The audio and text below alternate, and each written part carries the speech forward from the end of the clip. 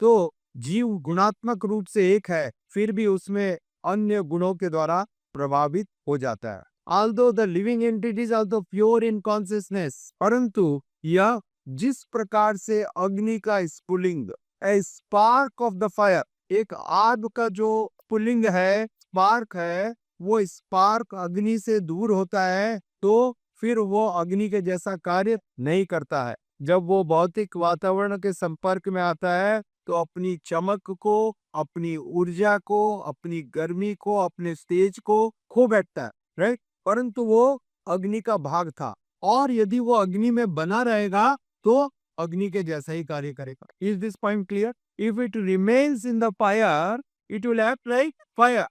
But when it comes out of the fire, it loses its potency. Right? Similarly, the living entity, जब ये जीवात्मा भगवान से अपने अलग अस्तित्व को मानने लगता है, separate from Krishna, then it loses its potency. अपने अस्तित्व को खो बैठता है, ठीक है? और तब हम सत्य को भूल जाते हैं। We forget the truth.